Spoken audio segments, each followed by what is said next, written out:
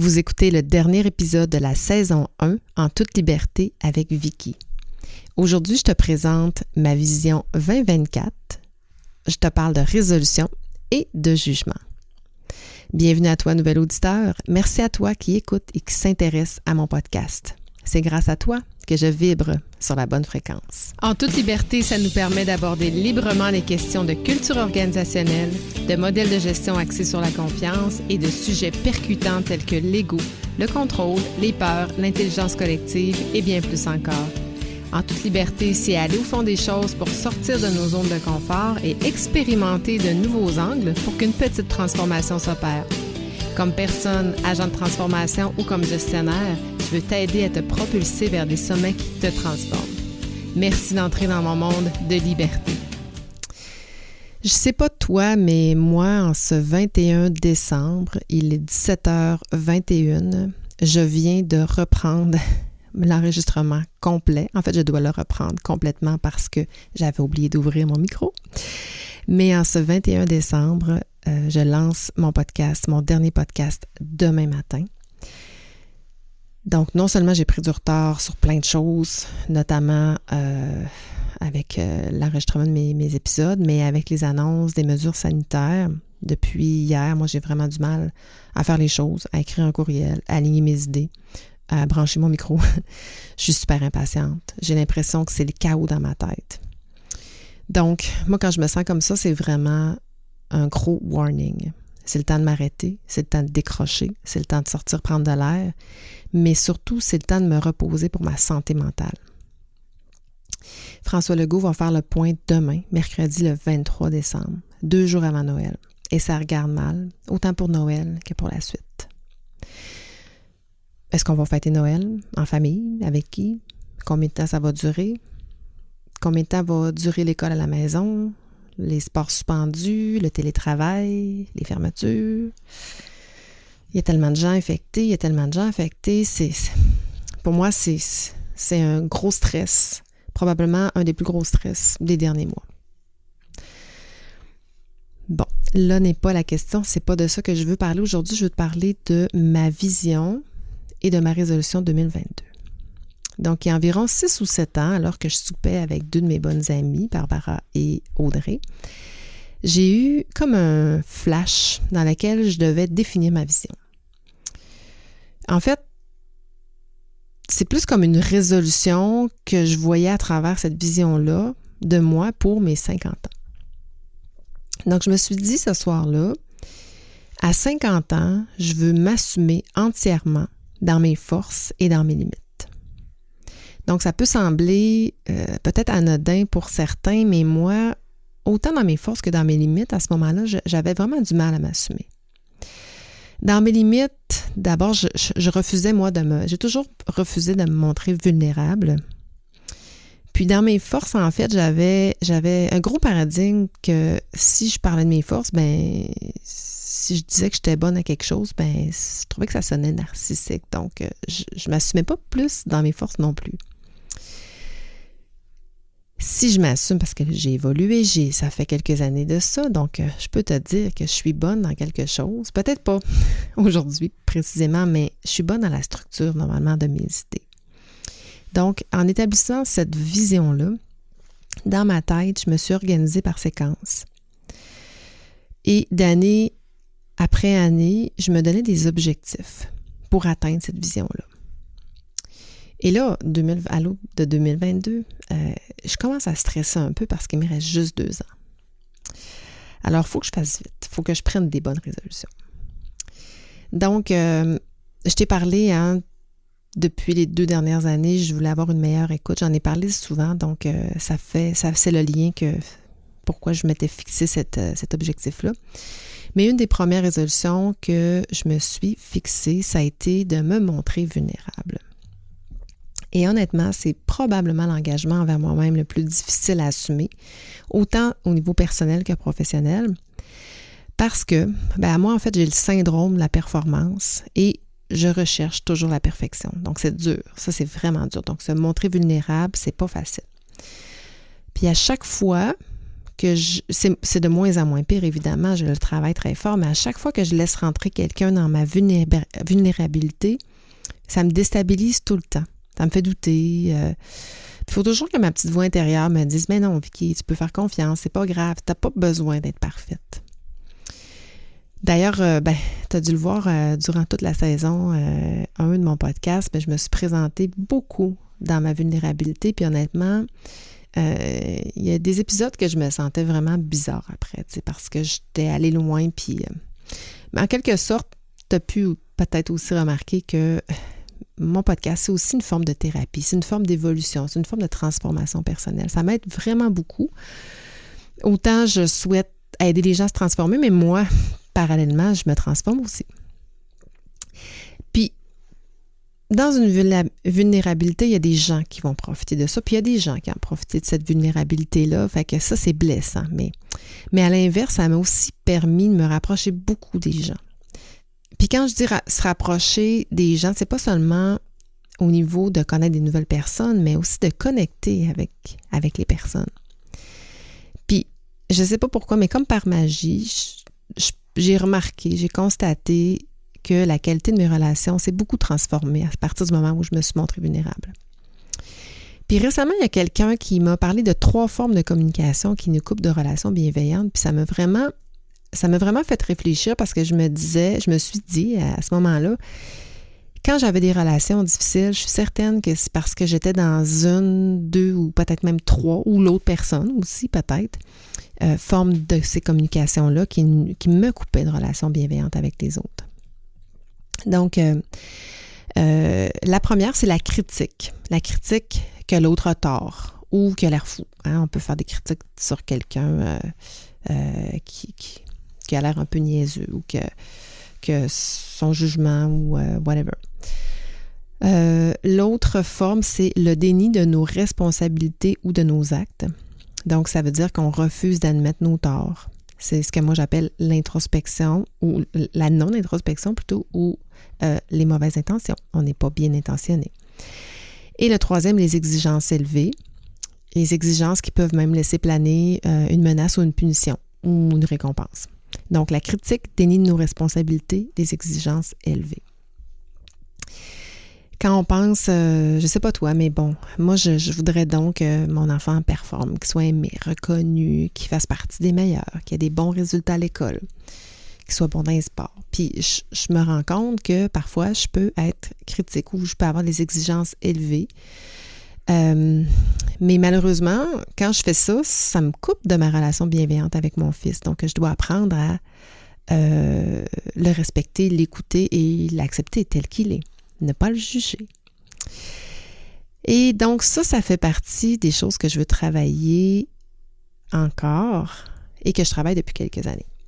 Pour 2022, maintenant, j'ai parlé de ne pas le juger, j'ai réalisé que je juge facilement. Donc, c'est ma résolution. Je veux arrêter de juger ou suspendre mon jugement au besoin. Donc, je sais que c'est une résolution qui est hyper difficile à atteindre, mais j'ai décidé d'être vraiment bienveillante avec moi. Donc, je dois baisser mes attentes et cesser de critiquer et cesser de me critiquer. Donc, je t'explique ça veut dire quoi pour moi travailler sur mon jugement. Je l'ai dit un peu plus tôt, j'ai le syndrome de la performance. Puis comme tout le monde qui a ce syndrome-là, ça vient du passé, puis ça répond à mes attentes élevées que je me suis créées ou encore celles que je crois qu'on a à mon égard. Et souvent, c'est relié à nos parents. Donc, avoir le syndrome de la performance et être compétitive, comme je le suis, comme je l'ai été, comme je le suis encore un peu, mais beaucoup moins qu'auparavant. Puis j'en ai parlé d'ailleurs dans l'épisode 7. Quand on se mesure puis qu'on a le syndrome de la performance, on se mesure avec les autres. On se compare, on se juge. On juge les autres de manière à se surmonter ou à se sous-estimer. Parce qu'un ou l'autre, c'est aussi bon. On est bon là-dedans. En 2022, je veux éviter de regarder les autres soit d'en haut, soit d'en bas. Je veux éviter de tirer un jugement trop rapide. Je veux éviter de tirer un jugement trop sévère ou pas assez sévère selon le cas.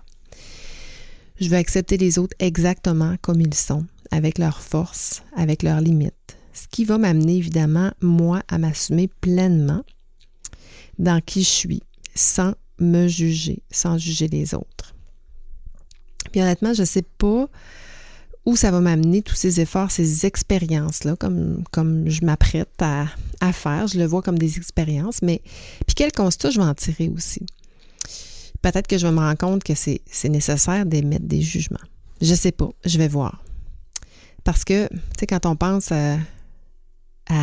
au juge qui, dans une cour de justice, qui doit tirer un jugement de culpabilité ou non de culpabilité, c'est nécessaire d'avoir des juges.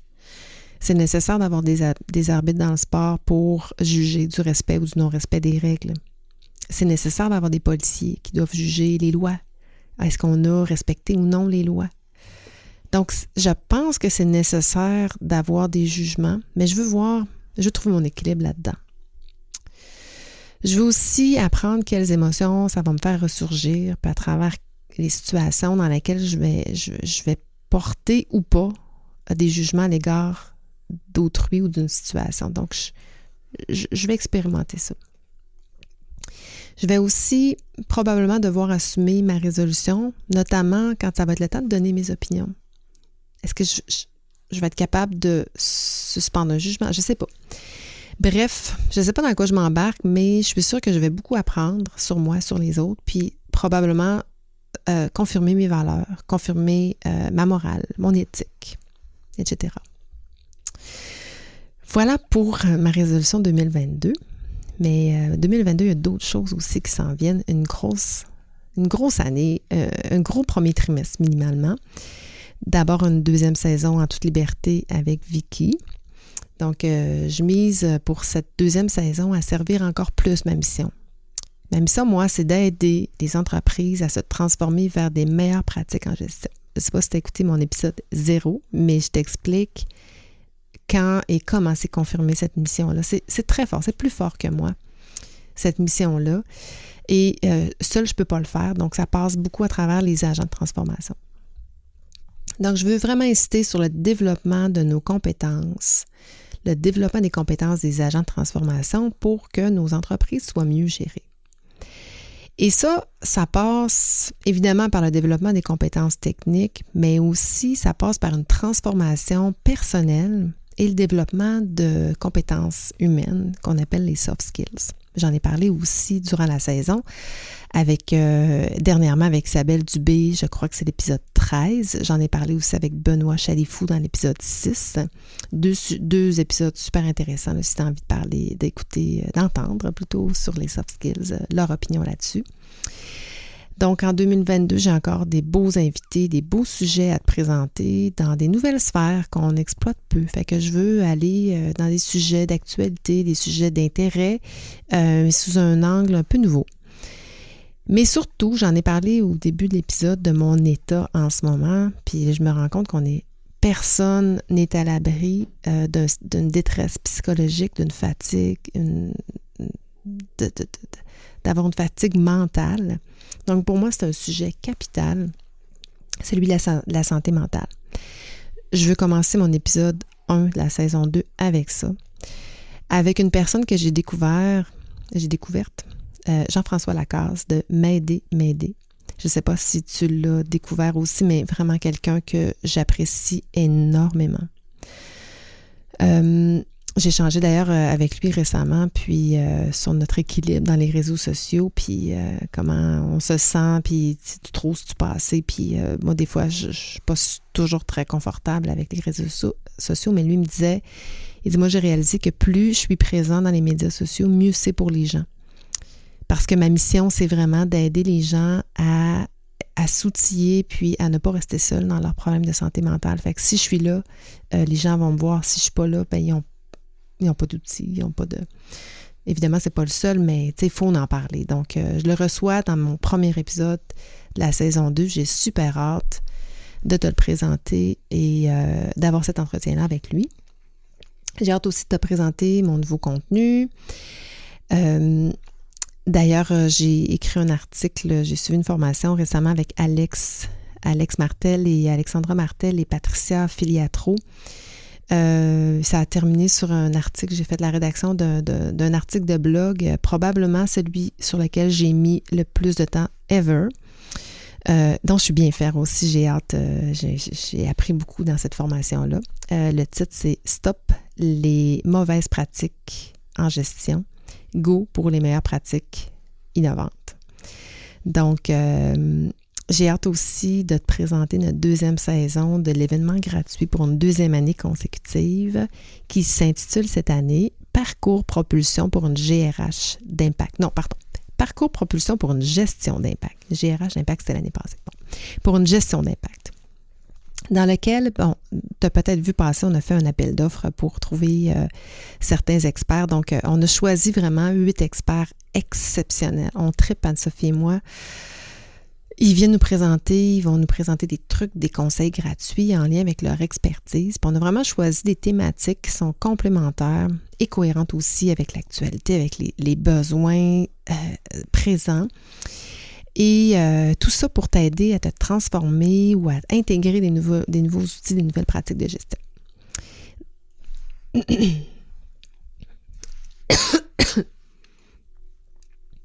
Donc cet événement-là va... Blablabla. Donc, cet événement-là va avoir lieu tout le mois de mars et on va te partager, Anne-Sophie, Michel et moi, plus d'informations très prochainement. Super hâte. Donc, d'ici là, je vais prendre quelques jours de vacances durant le temps des fêtes.